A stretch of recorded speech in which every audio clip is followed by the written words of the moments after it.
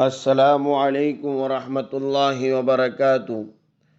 عزیز دوستوں اور بزرگوں، اس وقت آپ کی خدمت میں وہ سنت زندہ کرنے جا رہا ہوں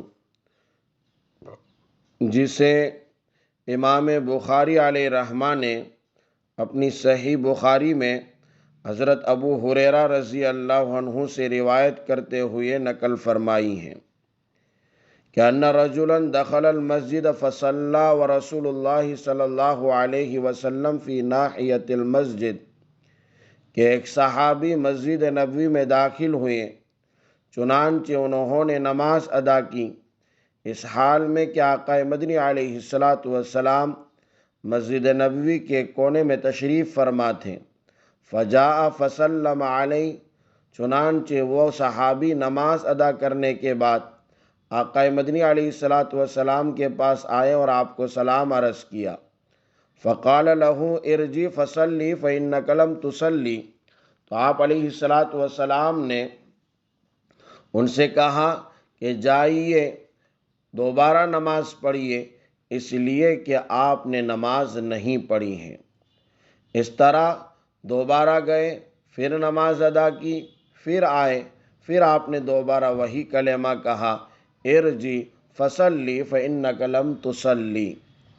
اس طرح سے 3 مرتبہ ہوا تو وہ صحابی نے عرض کیا، فعلمنی، اے اللہ کے رسول علیہ السلام، آپ مجھے نماز پڑھنے کا طریقہ سکھلا دیجئے۔ تو نبی کریم صلی اللہ علیہ وسلم نے فرمایا کہ جب تم نماز کے لیے کھڑے ہوا کرو تو پہلے پوری طرح وضو کر لیا کرو، پھر قبلہ رو ہو کر تکبیر کہو، اور جو کچھ قرآن مجید تمہیں یاد ہے اور تم آسانی کے ساتھ پڑھ سکتے ہو اسے پڑھا کرو، پھر رکوع کرو، اور سکون کے ساتھ رکوع کر چکو تو اپنا سر اٹھاؤ، اور جب سیدھے کھڑے ہو جاؤ تو سجدہ کرو۔ جب سجدے کی حالت میں اچھی طرح ہو جاؤ تو سجدے سے سر اٹھاؤ یہاں تک کہ سیدھے ہو جاؤ، اور اطمینان سے بیٹھ جاؤ، پھر سجدہ کرو، اور جب اطمینان سے سجدہ کر لو تو سر اٹھاؤ یہاں تک کہ سیدھے کھڑے ہو جاؤ۔ یہ عمل تم اپنی پوری نماز میں کرو۔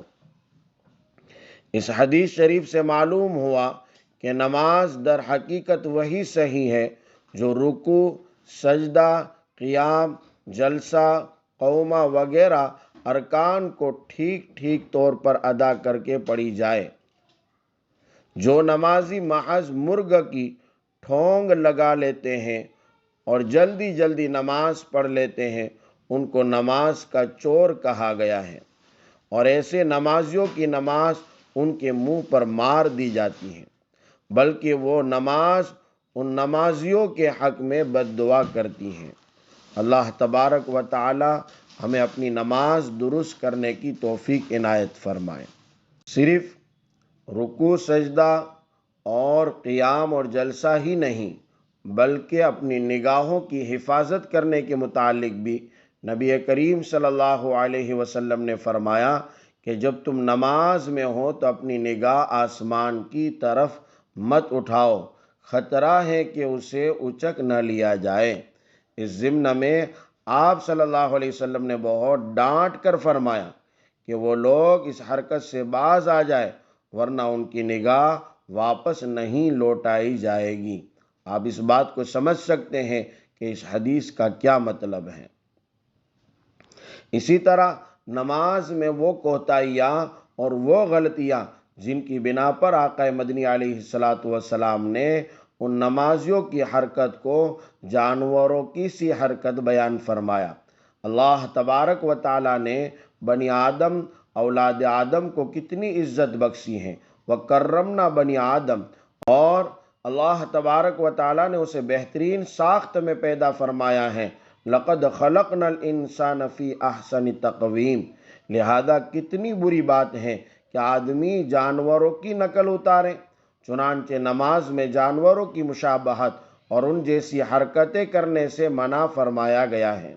یہ شکلیں یا تو سکون اور اطمینان کے منافی ہیں یا ان کی کیفیت ایسی ہے کہ نمازی کو زیب نہیں دیتا کہ ایسا کرے۔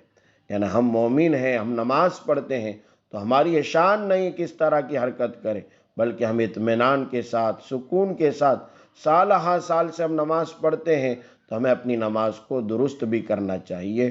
مثلا نبی کریم صلی اللہ علیہ وسلم نے ہمیں نماز میں 3 کاموں سے منع فرمایا ہے: کوے کی طرح ٹھونگے مارنے سے، جانوروں کی طرح پاؤں پھیلانے سے، اور اونٹ کی طرح جگہ مخصوص کر لینے سے۔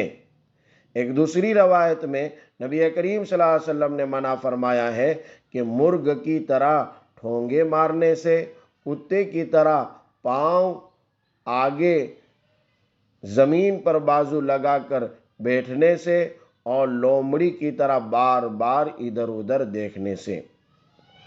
وہ شخص جو 2 سجدوں کے درمیان اپنی کمر سیدھی نہیں کرتا، ایک کے بعد دیگرے سجدے ادا کرتا ہے، اس حدیث میں اس کو کوے سے تشبیہ دی گئی ہے۔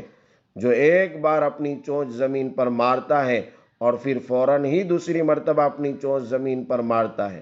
اور اونٹ کی طرح جگہ بنانے کی تعبیر علماء اعظام نے اس طرح کی ہے کہ مسجد میں کوئی ایک جگہ مخصوص کر لے اور صرف وہیں نماز پڑھے، جیسے کہ اونٹ کی عادت ہے کہ اپنے بیٹھنے کی جگہ نہیں بدلتا۔ یہ حرکتیں ہمیں نہیں کرنی چاہیے۔ رمضان المبارک کی بابرکت اور باسعادت گھڑیاں چل رہی ہے۔ بعض مسجدوں میں کچھ لوگ ایسے بھی ہوتے ہیں جو اپنی مخصوص جگہ کر لیتے ہیں، پھر جھگڑے فساد ہوتے ہیں۔ تو یہ چند باتیں آپ کی خدمت میں پیش اس لیے کی ہے کہ ہم اپنی نمازوں کو درست کریں، اور اس کی وجہ سے میں نے اور میرے بیٹے محمد نے ایک پورا ویڈیو بنایا ہے جس میں ہم نے مکمل عملی طور پر نماز کا طریقہ بیان کیا ہے اور اسے پڑھ کے دکھایا ہے۔ آپ لوگوں سے درخواست ہے کہ اس کو اچھی طرح دیکھیں اور دوسروں تک پہنچائیں، اور جو بھی دوست احباب میں کمی کوتاہی ہو ان تک وہ ویڈیو پہنچانے کی فکر فرمائیں۔ السلام علیکم ورحمۃ اللہ وبرکاتہ۔